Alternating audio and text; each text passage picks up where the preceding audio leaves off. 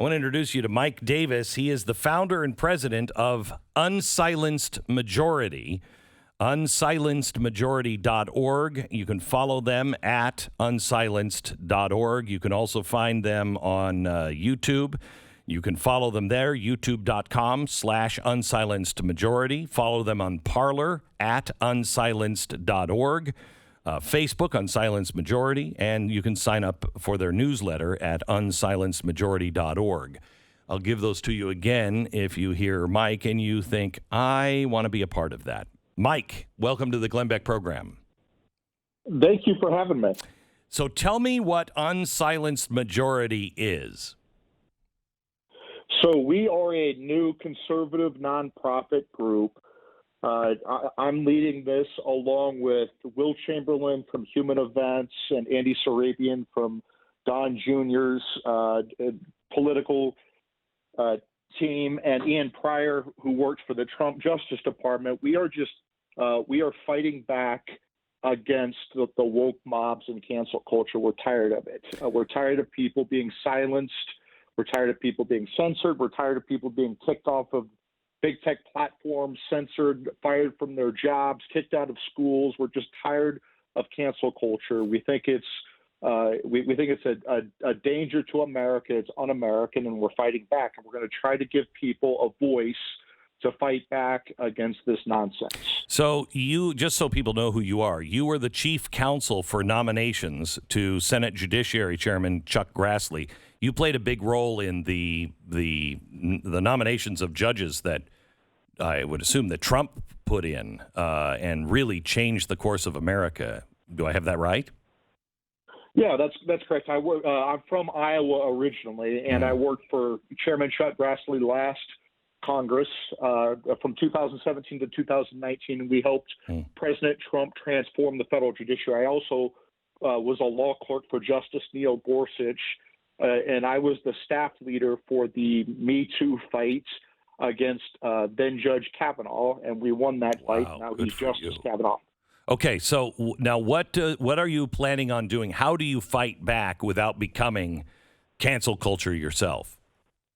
Well, what I think we want to do, like we did with the Me Too fight, the problem with conservatives, the problem with Republicans is they just, they sit back and take it.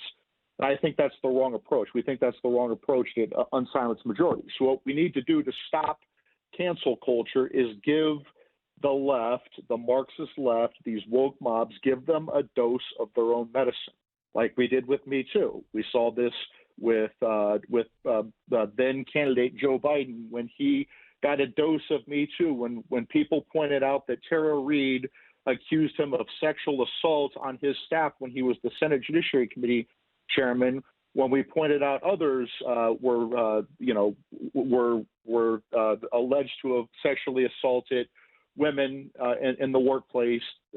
You noticed how Me Too went away, or largely went away. So that the Democrats want to weaponize Me Too against Republicans. They want to weaponize cancel culture against conservatives and Republicans. So we need to give them a dose of their own medicine.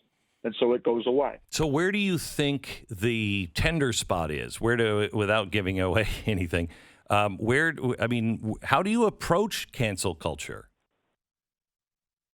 We think cancel culture is wrong. We think it's un-American. Like we said, I think it's Marxist driven. And so we see examples. We saw like this Matthew Lohmeyer is a lieutenant colonel in the Space Force, and he was just relieved of his command by the Biden Pentagon because he wrote a book about Marxism infiltrating the military. And he went on a podcast to discuss that book.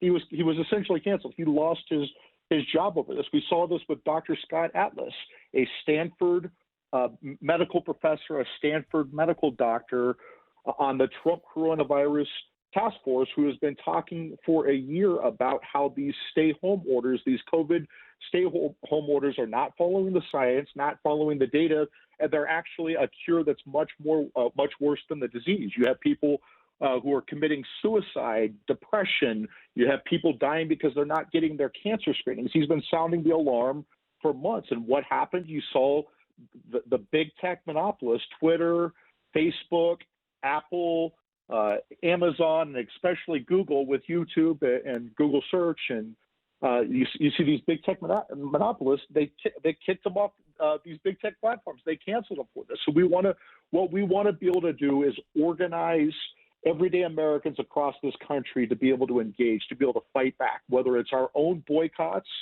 to counter their boycotts, whether it's contacting these executives at these big tech platforms, whether it's contacting executives at woke corporations like Coca-Cola or Delta or Major League Baseball, contacting Congress and really fighting back, taking off the gloves and punching back against these woke mobs. Well, we have been asking for conservative, the GOP in particular, when are you going to fight back? Why do you just keep taking it and folding? So I agree with that. But, I mean, if you've read Cheryl Atkinson's book on, the cancellation in the media, her first chapter is about how it was really organized and institutionalized with me in the Fox days. And I can't tell you how many millions of dollars. It was estimated at one point $100 million on the left was spent to just discredit and destroy me. I'm still standing, but it would have been a lot different if we were fighting fire with fire. But conservatives don't like boycotts. They don't like doing those things. How do you convince them to do it?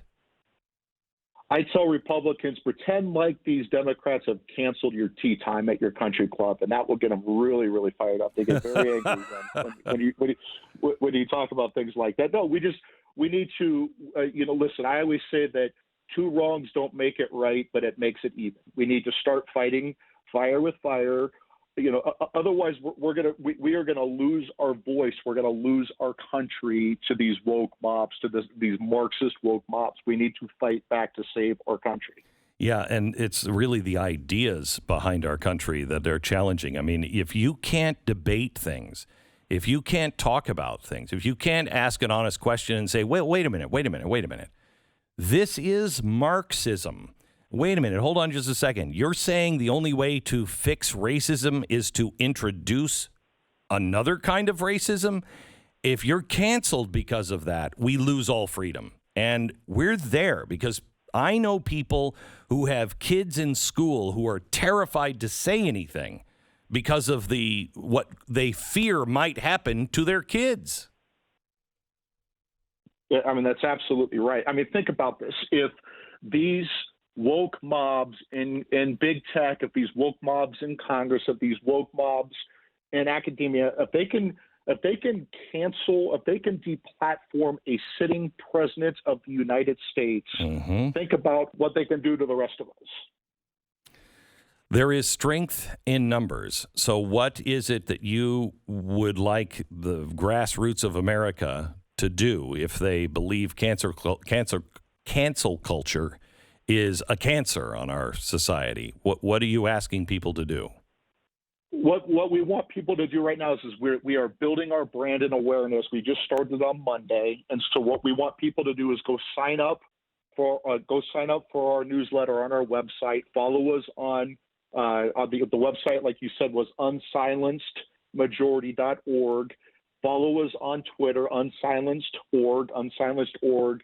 Follow us on Facebook, follow us on YouTube, and be ready to engage because we're going to start punching back and punching back hard. I am glad to hear it. Please come back when you are ready to detail what you're going to do. When you start punching, you let us know, and love to have you back. Thank you, Mike. Thank you, Glenn. God bless.